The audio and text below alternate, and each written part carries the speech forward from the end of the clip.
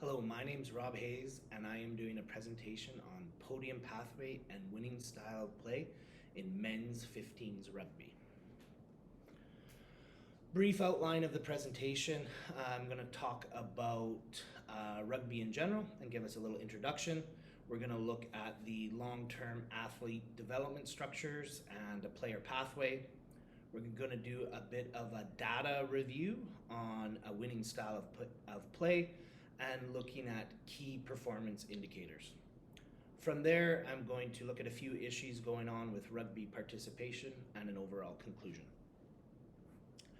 So to start, just a few things about men's 15s rugby. It is a dynamic collision sport, many different positions, and in each of those positions they have a vast array of different skill sets. Those skill sets do include power, mass, and speed, and it's just a little bit of a different ratio for the different positions. And last, I'm going to touch on the fact that there has been a high coaching turnover rate. So when we look at the LTAD, or as Rugby Canada has kind of set it out as an LTRD, it's very similar to the other sports. We start with an active start, that's 0 to 6, moving into the fundamentals, 6 to 9, and then we start learning to train. From there, we get to the point of these athletes that we should be looking at here, ages 12 to 6, and we begin to train, starting to build rugby-specific skills.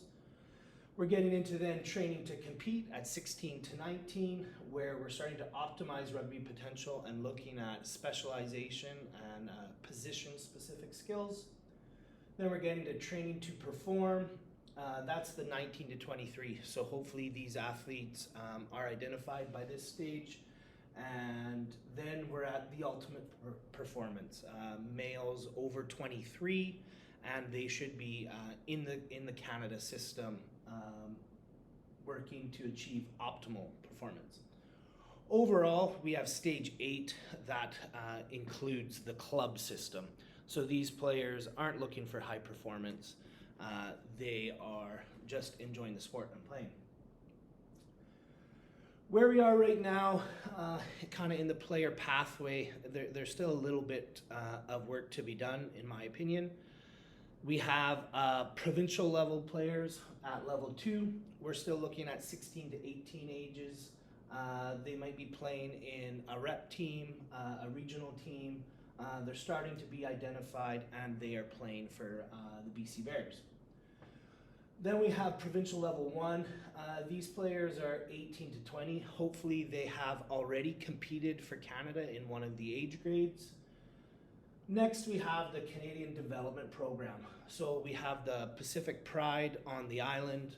That's a centralized academy that works with under 23 athletes. And then finally, we have our level 4 here, Sport Canada, players that are identified. They're living in the program and working towards the podium.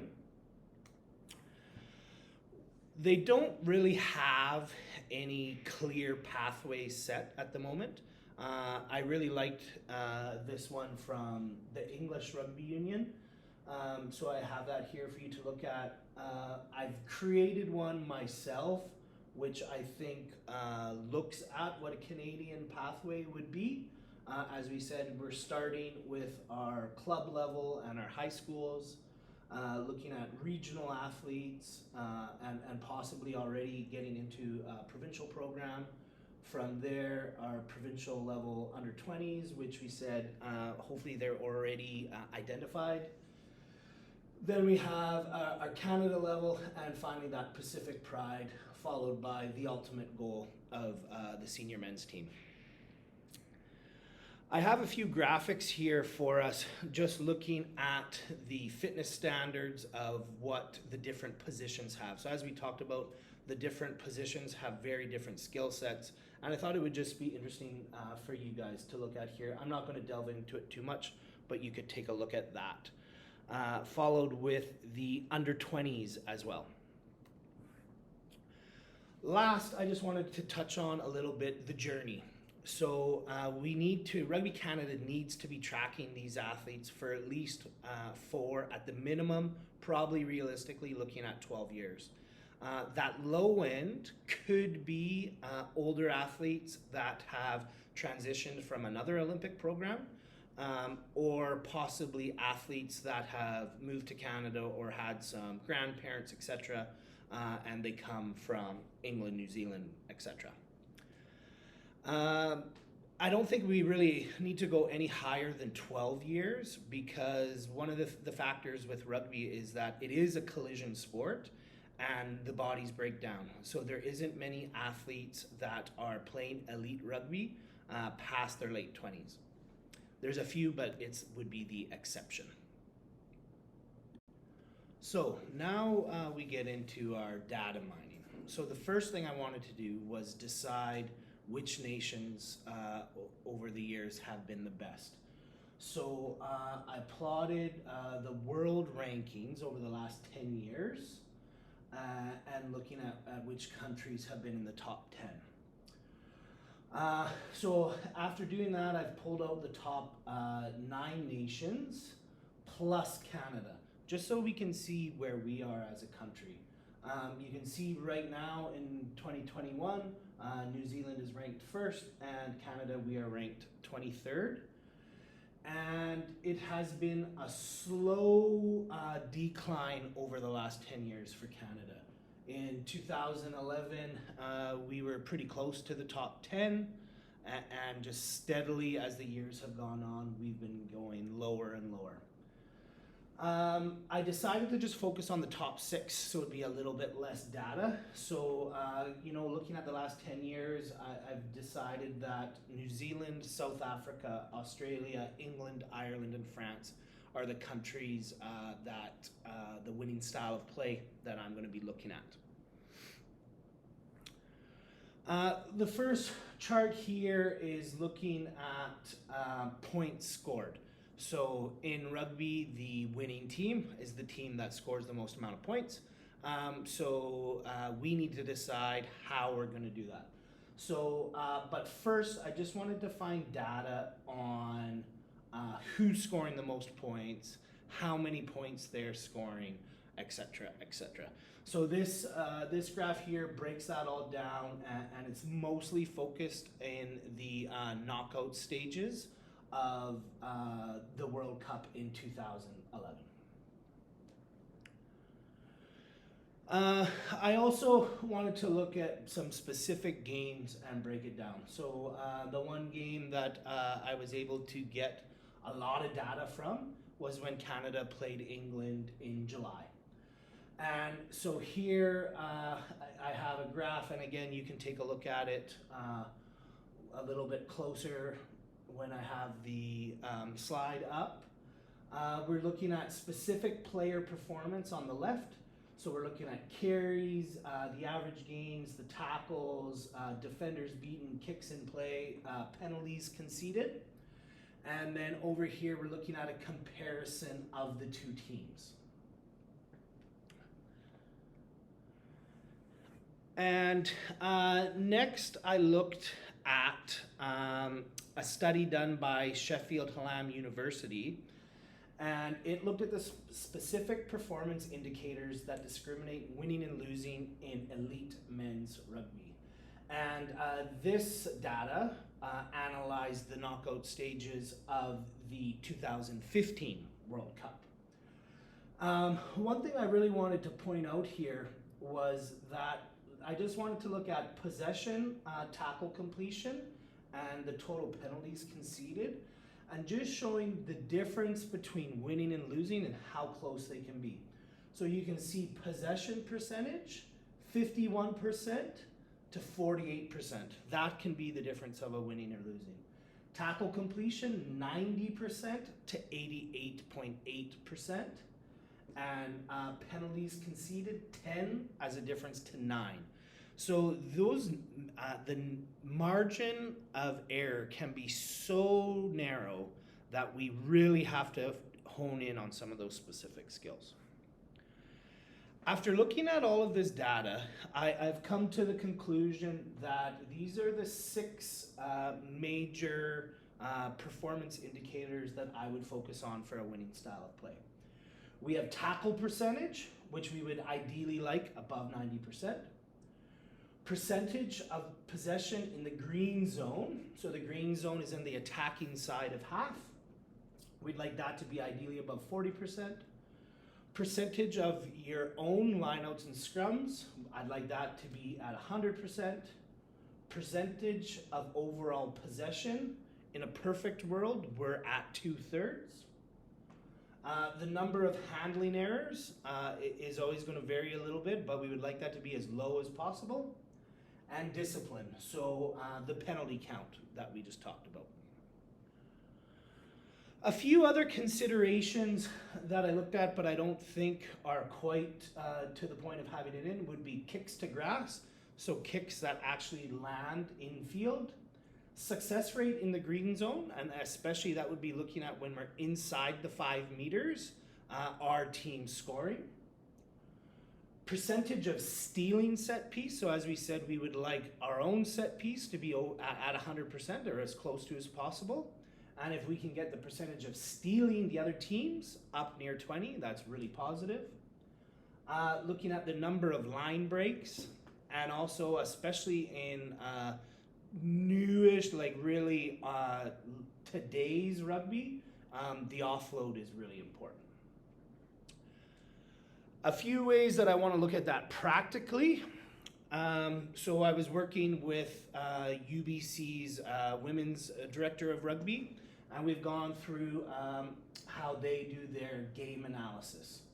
So on the left, we kind of have the collective performance as the team, and then on the right, we have specific units, so the forwards, the backs, etc.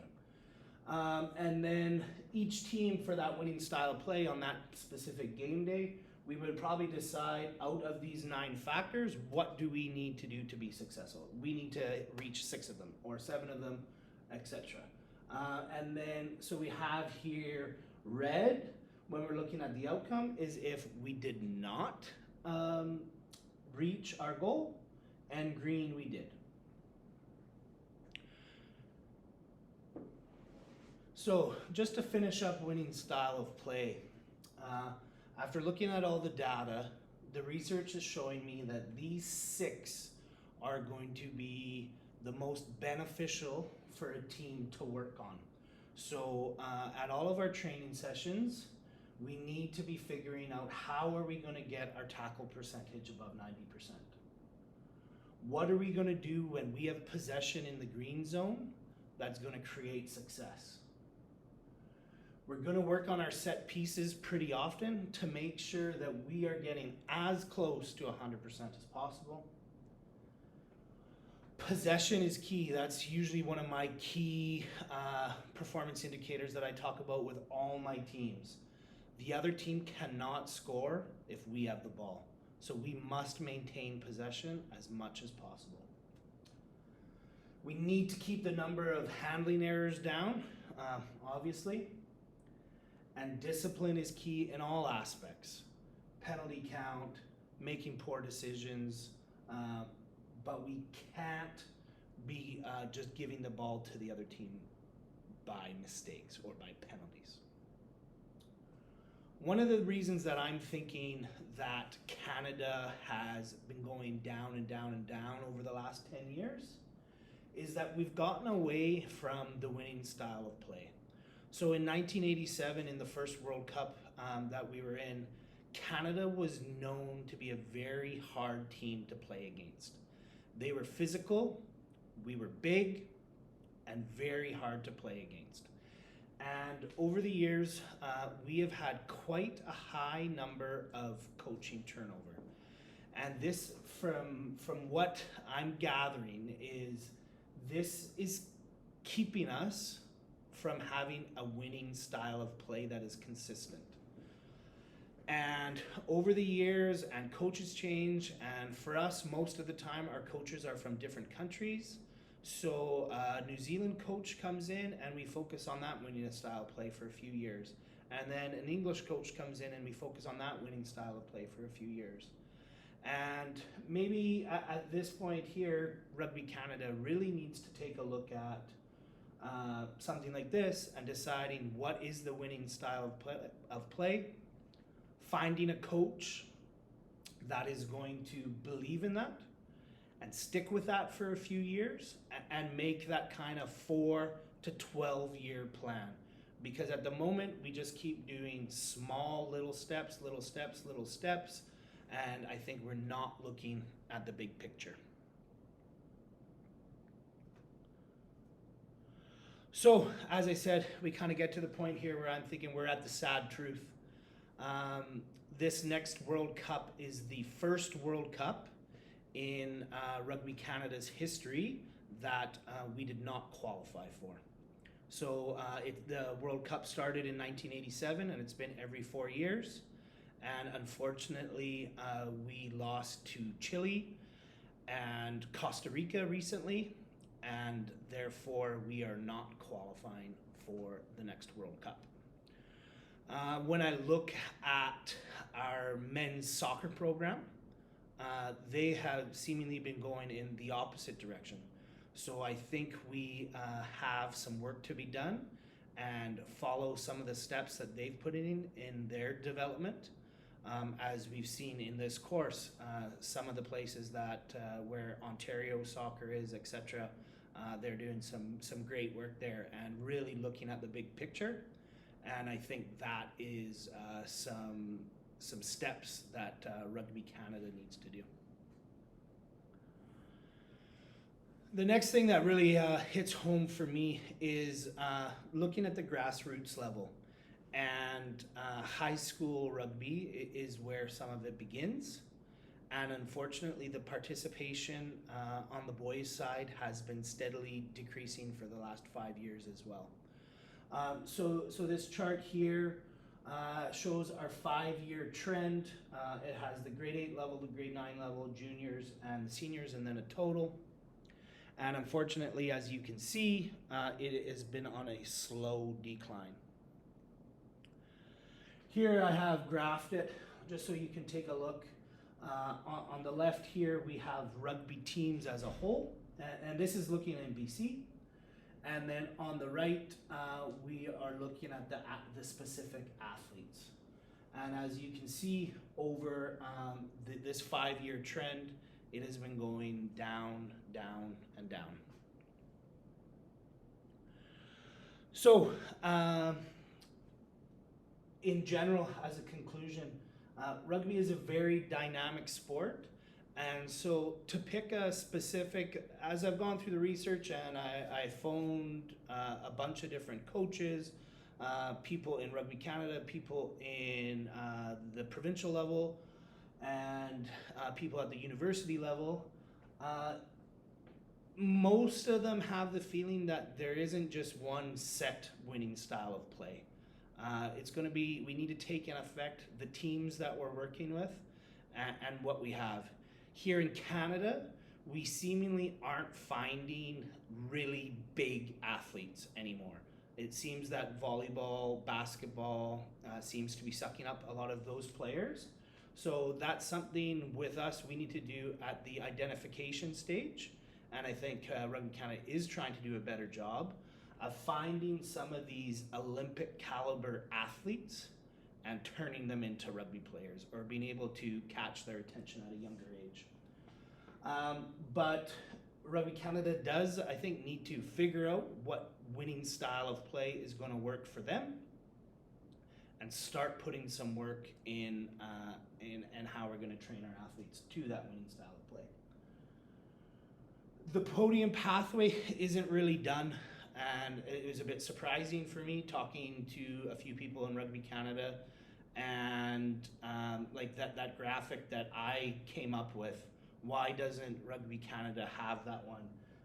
It's pretty simple to do, and I think it just gets all the PSOs maybe a little bit more on the same page and looking at what a proper pathway is. Really, one major thing that I'm taking from this project is that Yes, at the very top level, this data, this stat-driven work needs to be done, and that's what's going to get us to the next level. But unfortunately, we have a lot not going properly in the lower levels, in the grassroots, in the high school, in the identification process. How do we get high-level athletes? And for me, that's what I'm thinking the most work needs to be done on. To finish, I just have a few of my references here, a few of the different papers that where I pulled some of the stats from, and a couple of the different websites where I was able to find the data on the World Rugby. New Zealand's Rugby Coaching Toolbox is a great website that has tons of information, and the UBC Women's Rugby Director. Thank you for listening. I hope you enjoyed.